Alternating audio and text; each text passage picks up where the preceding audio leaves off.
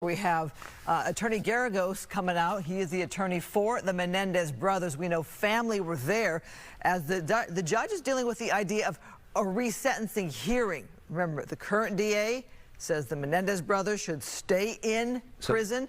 The past DA, George Gascon, said no, they should get a resentencing hearing. So now we're probably going to hear from Garagos the family is coming out as well. And this is a win for the Garagos team, for the Menendez family members who support this idea. This is a win for them, despite the fact that this day being more uncomfortable than they wanted it to be. But if I know anything about Mark Garagos, I think we're about to hear some explosive stuff out of him. Maybe we can get a box in the corner we can show the pursuit in the meantime. But let's listen in as this is about to begin. You see several members of Mark Garagos' legal team, including Alexandra Nazarian right there in front, and you see several members of the Menendez family that are also joining him. Let's listen in. I don't want to get ahead of myself, but today is a good day. Justice won over politics. It's been a long time coming for anybody who was in the courtroom. It was very difficult to sit and listen to what we witnessed, and we're obviously very thankful to the judge, and I couldn't be prouder of representing this family. They've waited a long time to get some justice, and today was actually probably the biggest day since they've been in custody. I'm going to let them talk. I'm going to just say a couple of things. We heard and saw a lot of performative art, performative theatrics from the DA's office.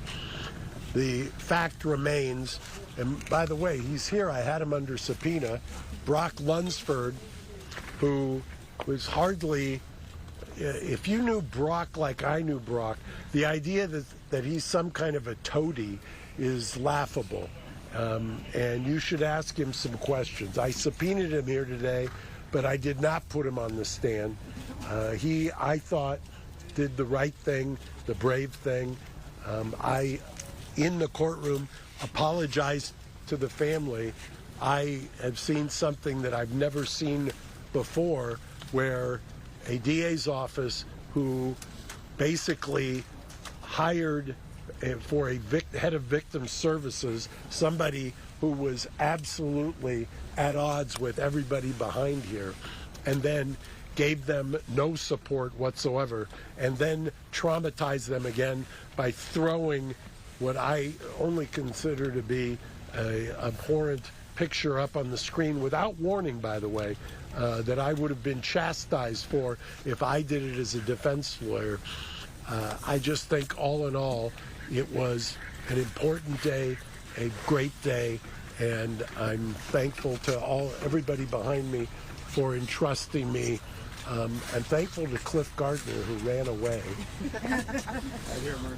Where are you? Come over here, Cliff. I didn't get away yet. Come here. I'm here. I'm going to tell one small story about Cliff, and then I'll let him talk, and I'll duck out. About 2 years ago, when we were talking, and by the way, we still have an unblemished record. If we work together, we have an unblemished record. And we were talking about the writ of habeas corpus, and that was almost a little over 26 months ago. Yeah. And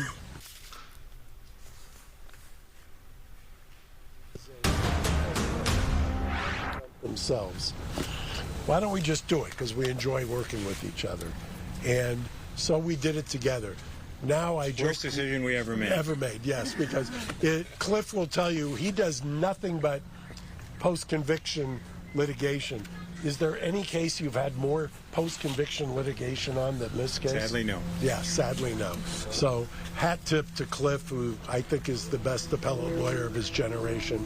Hat tip to the family, and they'll all talk. And thank you all for paying attention today. So there you have the family member of the Menendez brothers who's been doing a lot of the speaking. The woman there with the brown hair has been doing a lot of the interviews. Today's a good day. Thank you guys for being here. Today's ruling affirms something that should never have been in question. The facts, fairness, and the law still matter. The court made clear that this process isn't about politics. It's about truth. It's about justice. And it's about giving people the chance to show who they are now, not just who they were in their worst moment. We're especially grateful to former DA George Gascon, Nancy, Brock, and the entire team who took the time to do a real, rigorous, and fair review of Erik and Lyle's case. Their conclusion wasn't based on sympathy or politics. It was based on evidence. They combed through decades of records. They looked at Erik and Lyle's rehabilitation, their education, their contributions to others inside prison, and they applied the law exactly as it was intended, without bias, without agenda, and with integrity. Erik and Lyle have taken full responsibility for what they did, and for decades now, they've continuously shown their insight through their actions, not just their words. They've apologized to us repeatedly over the years and have exemplified growth and healing. They've lived with accountability every day, all while knowing that if they'd have all of that, while never knowing they'd ever have a chance at release. They've supported fellow inmates through grief and terminal illness. Their work isn't performative. It's purposeful. It's real. We look forward to a full, fair presentation of who Erik and Lyle are today, not just a version frozen in time, in a time of pain and fear, but the whole truth. The growth, the humanity, and the men they've become. We're not naive. We know hope can be fragile, but we believe that the law is on our side. And for today, that's enough. Thank you for being here. So that is Anna Maria Baralt. She's Anna a cousin. Maria Baralt. Yeah, she's a cousin. And the spelling? You know, spell my name, it's really long. All right, first name, Anamaria Baralt, Baralt, and I am the niece of Jose and Kitty Menendez. Anna Maria, thank you for speaking with us. Did any of you gauge the reaction of Lyle and Erik or have a chance to speak with them closely? No, we haven't spoken to them yet, and I don't think any of us gauged their reaction quite yet. So we're looking forward to that for sure. What was the reaction from the family when those graphic crime scene images were displayed? You know, yet again, we were re-traumatized by this district attorney's office. Again, third time in a couple of months. So that's hard. That's hard. We've had to live in the spotlight for the last 35 years. It doesn't get easier for us. And so to sit there again in the courtroom and have him do it again, that's hurtful. Do you think this brings them? The judge ruling that you get to have a hearing so you can present the evidence to say they should be resentenced. This is what they've done for the last 35 years. We do. It was heartening to see that. I believe that the judge, I'm not a lawyer, so I'll let the lawyers do the lawyering, but it was nice to see the judge ruled fairly, thoughtfully, heard arguments. There was one glaring lie told by the DA's office today, and that's that his presentation was only 2.5 hours long. It was not. It was much longer than that. So for sure they got their point across, and the judge still ruled in our favor, so we're grateful. When and if you get a chance to speak before the court on Thursday or Friday for you and other relatives, what is it that you will say to the judge to try and convince him that Erik and Lyle Menendez should be free? We get to talk about who they are as people. We get to talk about their growth. We get to talk about their expressions of remorse and their rehabilitation. So we're all looking forward to that. Is it growth in prison or normal activities? I'm not sure I understand the question. Like their growth in prison, or is it? Well, they've spent the last 35 I years understand that. incarcerated, so certainly they've grown anyway, right? They're not kids anymore, they're adults, but they have gone way above and beyond any expectations. If they were black, would they have been given the same right? Yes, they would have. I believe that they would have. The DA After 35 years? Yes. Anna Maria, the DA has made it very clear over and over again that Erik and Lyle Menendez have not taken responsibility or accountability for their crimes. That is patently false. They have, repeatedly. I don't know why he keeps repeating that. That's just not true. They have. What do you say to those people who think that they may still be a danger to society if they are free? I think that's absurd to those people. Absolutely absurd. You know, you guys still have next week to go through. Yes. Do you have any hesitation, or is there still any little bit of worry that it might not fully go your guys' way next week at all? Of course. There's no way for us to predict how next week is going to go. We have great faith in the system. We have great faith that justice is going to prevail. We have great faith that this judge is acting based on the law. So that gives us hope because they've certainly earned it. And if you could say something right now to Erik and Lyle, what would you say? We're so proud of you. We're so proud of you. We're going to fight for you forever. And I really hope this happens. Maria, what do you want to say to the district attorney? Because I know that your family has felt the DA hasn't listened to the family, hasn't paid attention to what Erik and Lyle have done for the last 35 years, and listened to your argument. What do you say to the DA? You can start today, is what I would say to the DA. It's not too late. You can start listening to us now. Anna Marie, will we get to hear from Erik and Lyle next week? I believe that they're going to prepare statements. I don't know that they will be testifying. That's a lawyer question, so I'm not sure. Yeah. Well, I was just thinking because, you know, the prosecution is basically saying their whole issue is that they believe they haven't accepted full responsibility. Why not just put them out there so they can hear it from them and eliminate that roadblock? Again, that would be a question for their legal team. Okay. Yeah. Anything else? Yeah, good. All right, thank you, everyone. Thank you. That concludes the post conference. Is Mark still here? He's back. That Yeah, can we get Mark back up real quick? we should note that she is from the Menendez side, the father's side. Her father married Jose's sister, and her father was a childhood friend of Jose Menendez from Cuba. It's really interesting dynamic here because usually the DA is sort of working on behalf of the victim's family.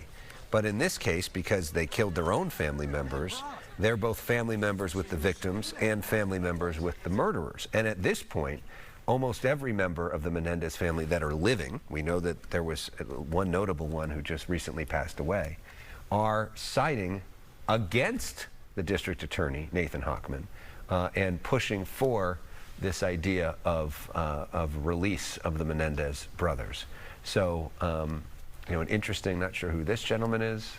Do we want to listen? When I co-wrote the petition that was just litigated, I was the assistant head deputy of the post-conviction litigation division with Nancy Burge. We filed it according to the law. We did our thorough research. We did our thorough preparation. We filed a legal document. This wasn't political. This wasn't an attempt to gain an advantage of some sort. It was simply following the law. This is something we've done many, many, many times on other cases with other defendants. And yet this has happened on this case. On Monday, Mr. Burge and I filed a lawsuit suing Nathan Hochman in the County of Los Angeles for retaliation and harassment, as well as defamation for what has occurred to us as a result of us doing our job on this case. I still stand by my work, and it's vindicating to see that Judge Jessic said that we did nothing wrong with our filing of this legal document. Are you questioning Hochman's motives? I know that I didn't do anything wrong. I know that I did my job and did it the best I could. I followed the law and addressed all the criteria for the Menendezes that's in the statute. They meet all of the criteria that are in the statute for resentencing. I know that's what I did. I can let Mr. Hochman speak as to why he did what he did. I was transferred out of management and out of post-conviction before Mr. Hochman even came into office. So as soon as the election was won, 2 weeks later I was told that I was out of management and out of the post-conviction area. One thing I can't understand is how can they have shown proper insight if they're still claiming self-defense? The thing is in the statute, Frank, there's nothing that says they need to show insight. This is something that has been sort of adopted into the public arena, and there's nothing in the statute that says that the insight is necessary for them to be resentenced. It's very clear what's codified. It's been redone several times by the legislature, and they've never said that the defendants need to show insight to be resentenced. That's something that's occurred here. But doesn't their continuing claim of self-defense raise questions about their full remorse? If it's true, it wouldn't raise questions of anything other than their mental state at the time of the murder. Your name, sir, and spell it for us. Brock, B-R-O-C-K, L-U-N-S-F-O-R-D. And the lady who I wrote this with, who was my co-author on this, is Nancy, N-A-N-C-Y, Theberge, T-H-E-B-E-R-G-E. She was actually transferred completely out of the district attorney's office after she filed, or after we did our job, essentially. So what? My last name? Lunsford. He's the attorney that Mark Garagos referenced, who worked under DA Gascon and was for this resentencing hearing. But let's go ahead and wrap this up. This is his motion, basically saying that we should go forward with resentencing, and then Nathan Hochman gets in there and says, "You're out."